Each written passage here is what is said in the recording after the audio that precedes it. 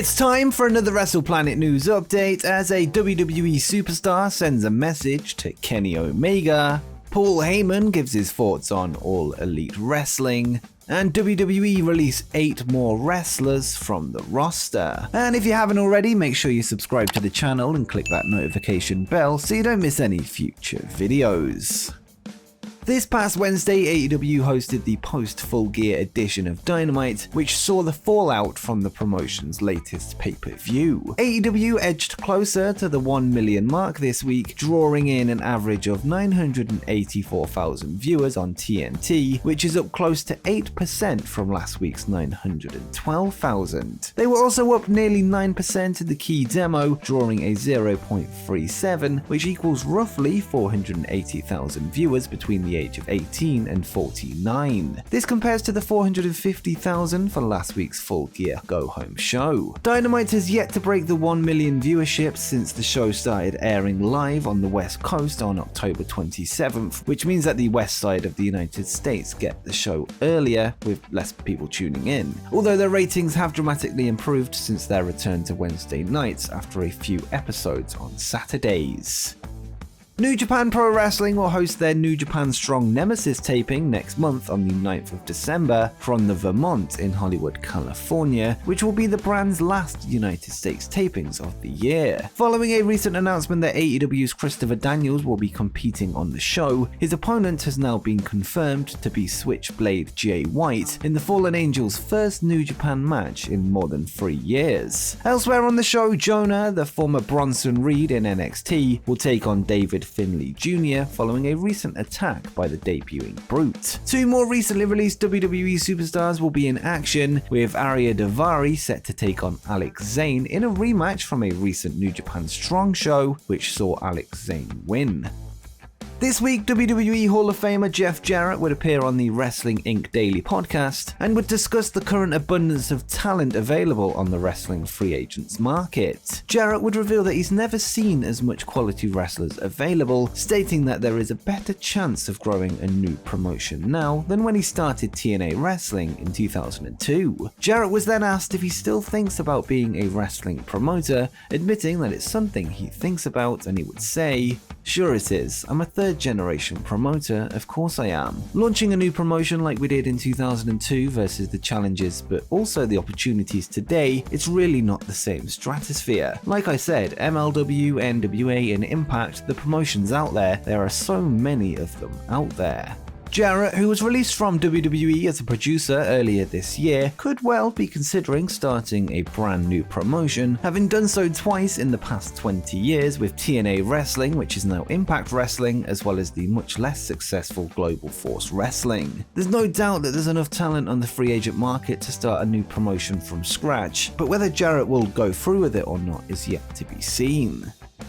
Last night, WWE Superstar Xavier Woods would host the relaunch of G4's Attack of the Show, a show which reviews new technologies, discusses pop culture and general news, and gives previews of video games, movies, and digital media. Woods, who would sign with G4 in November, would send out a message to former AEW World Champion and real-life friend Kenny Omega during the broadcast, following news that Omega was taking a break from wrestling to heal up some nagging injuries. Woods held up a sign to the camera which read, "Feel better, Kenneth. Hopefully see you here soon." This sign from Woods seems to be a hint at a potential appearance from Omega on G4, linking him up with his old gaming rival in the process. As we've discussed in previous videos, Omega has been working through neck and shoulder issues while suffering vertigo when wrestling. He is now set to undergo multiple surgeries following his AEW World Championship loss to Hangman Page at Full Gear, which provides him an opportunity to take some time away.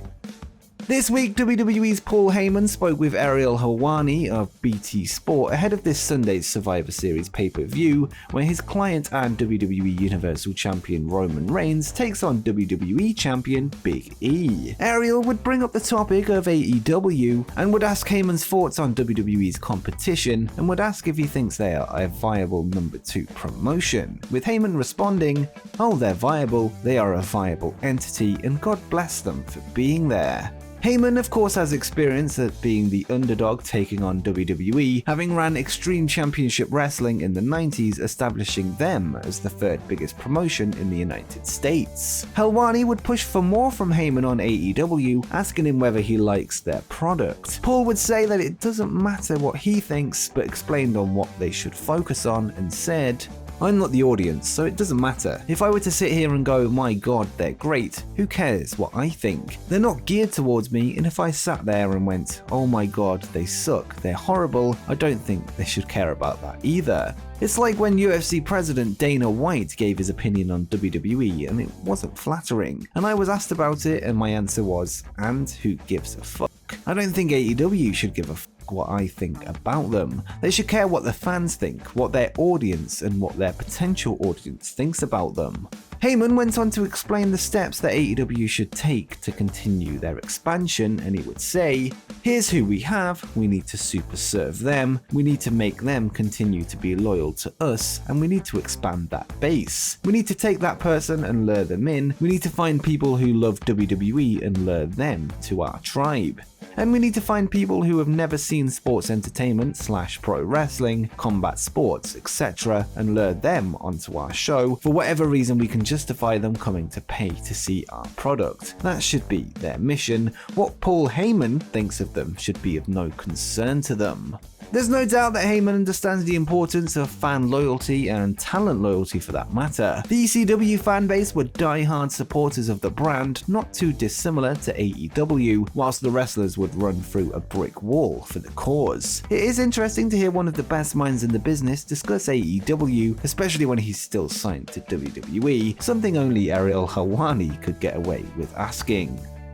And finally, WWE have once again let go of a number of wrestlers from the roster in yet another round of releases. As of this recording, 8 superstars have been informed of their departure from the company, although it's unknown if there will be more added to this list. Once again, talents were informed via email from John Laurinaitis, with budget cuts being touted as the reason. With that said though, let's run through the names on the latest list, which includes Tegan Knox, who has been cursed with injuries since signing with WWE in 2017 as part of the Mae Young Classic. After a stop-start run in NXT, Knox would be called up to SmackDown in July of this year for a tag team run with Shotzi Blackheart. She was then drafted to Raw last month but was yet to debut on the brand before her release. Jackson Riker is next up, who signed with WWE in 2017, quickly forming the Forgotten Sons faction. Following a call-up early on in the pandemic era, the patriotic group would be dropped after a number of controversial posts were uncovered from Riker's personal Facebook account. After a brief alliance and feud with Elias, Riker was released yesterday, being the last of the Forgotten Sons to be let go. Shane Thorne is next, who is unfortunately most widely known for his part of the Retribution faction as Slapjack. Following the inevitable end of the group, he would return to his former name of Shane Thorne, wrestling 2 dark matches under a new gimmick inspired by the Crocodile Hunter, a nod to his Australian roots. Shane will likely now return to the independent scene where he worked since 2003. And for the second time in 19 months, Drake Maverick has been released from his WWE contract. The former 24/7 champion would be let go last year as part of the April 2020 cuts, before releasing an emotional video to his social media. This would lead to fans getting behind him before WWE turned it into a storyline, leading him to be re-signed to the NXT brand. He would go on to team with Killian Dane before his partner was released in June this year, before being drafted to the Raw brand as part of the 24/7 Championship division, before once again being cut last night. And next we have 3 wrestlers in one, as the rest of the Hit Row faction has been let go. This follows the release of B-Fab earlier this month. The remaining 3 members, Ashante Adonis, Top Dollar and Isaiah Swerve Scott, have been let go, ending their short main roster run, having been called up just last month in the WWE draft. And finally we have the biggest name on the list, John Morrison, who returned to the promotion in 2019 following an 8-year run outside of the company. Upon his return, he would reunite with The Miz, who he teamed with during his last stint with WWE. After The Miz suffered an injury earlier this year, Morrison would go on a singles run, defeating Randy Orton to qualify for the Money in the Bank, where he was unsuccessful. He was then attacked by a returning Miz, turning face in the process, although his release caps off off this round of cuts. And as always, I'm in the process of putting together a list of where I think these releases will end up next, but let me know what you think is in store for them once their non-compete clause ends in the comments down below. And before you go, make sure you check out my video of the hottest upcoming free agents in wrestling, as many contracts that you need to know are set to expire.